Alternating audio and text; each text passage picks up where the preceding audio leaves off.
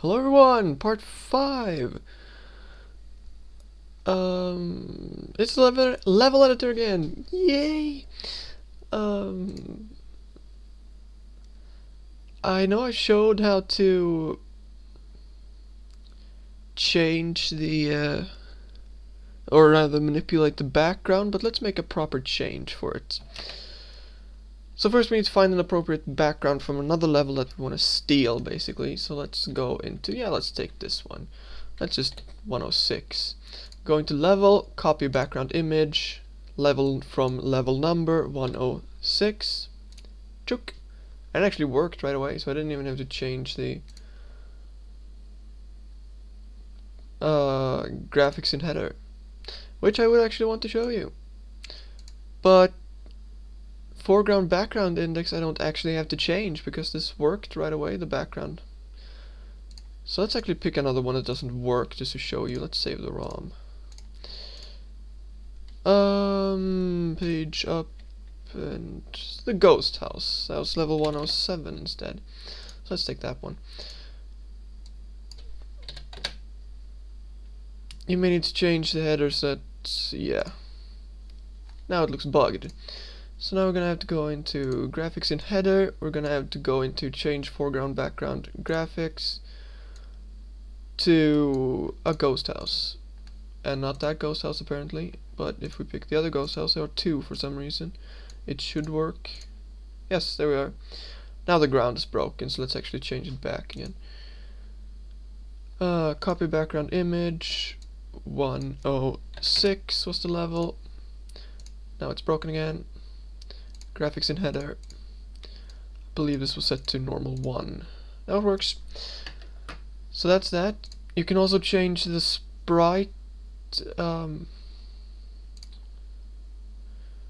graphics for different settings. This one's set to one called Bonsai Bill, which is number 8. You can change this for different. That way the tiles at specific sprites that appear broken will change, and the ones that work will change to different kinds. There is also something called a graphics bypass that I can't yet work, but what that basically allows you is to freely mix and match different tiles at specific sprites and objects that don't really belong together. Haven't really tried that, so don't really know how it works. You may have noticed in some original levels in Mario World that there are like little water tides in the bottom of the level that on some occasions move. Sometimes there's also mist in the ghost houses and some other things like that. In order to add that level, change other properties, and here you can go into layer 3 options.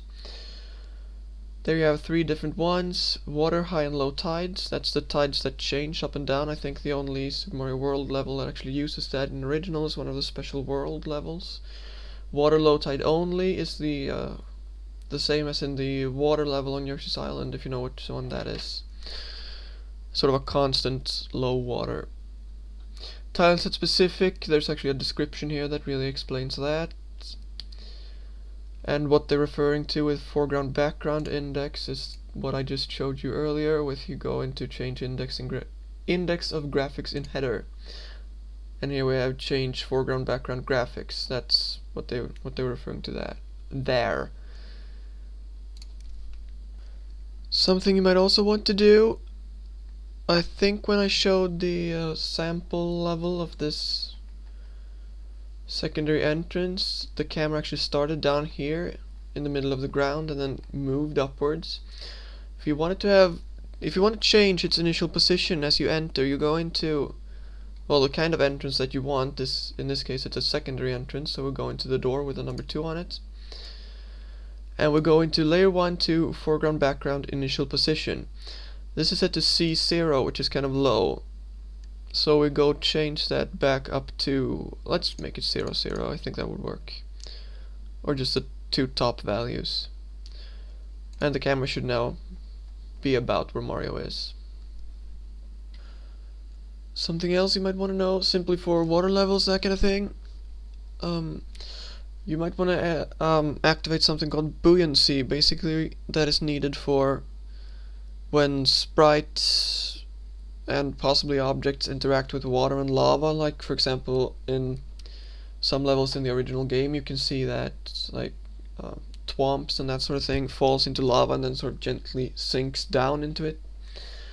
Change properties level, change properties in sprite header, enable sprite buoyancy.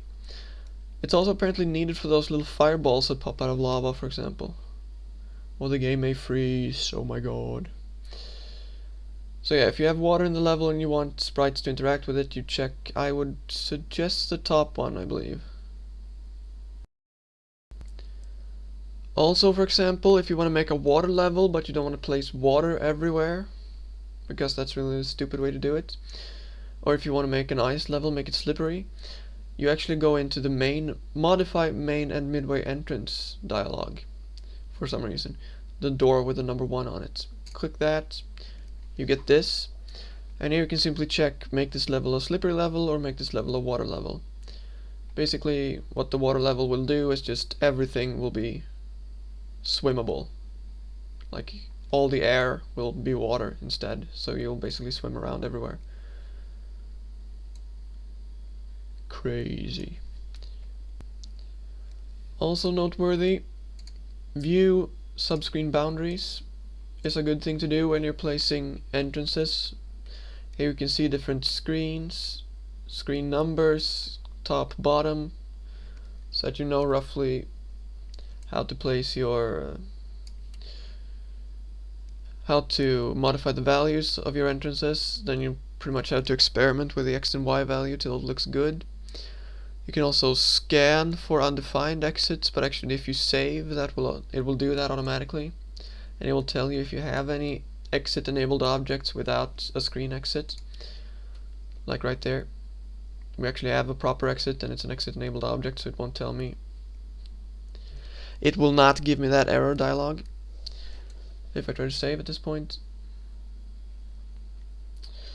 Something you should also know on a more creative level is always try to plan ahead, in my opinion. Might sound kind of boring to sit down and make a plan for your level, but winging it will usually make it look kind of clustered and weird.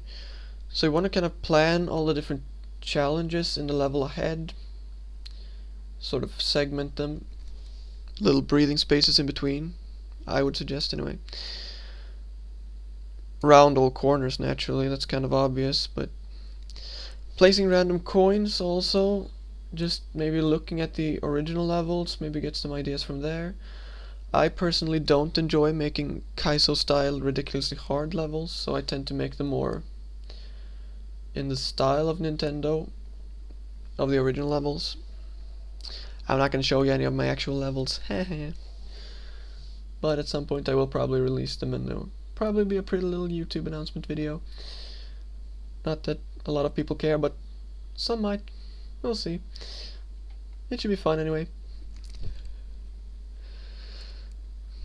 Placing Yoshi coins is a good thing to do, just give it a little more authentic feel, since all real levels have 5 Yoshi coins in them.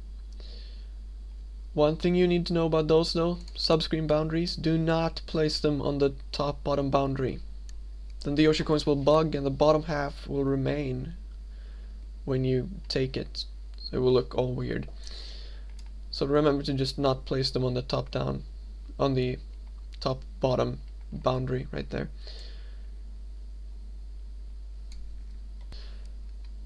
And also when you create different challenges in your level, like enemies to dodge, etc., good idea is always to just have a plan on how to beat them, because otherwise you'll basically have to go in, playtest, does this work, will the player be able to get through this, and then if you can't, you will go in and have to change some stuff, and you'll have to playtest and change stuff and playtest and change stuff, and just infinitely basically. So just try to plan everything in advance. And there might be another part, might not, depends on if I find anything new or if I feel like making one. But if this is the end, then thanks for watching. Bye.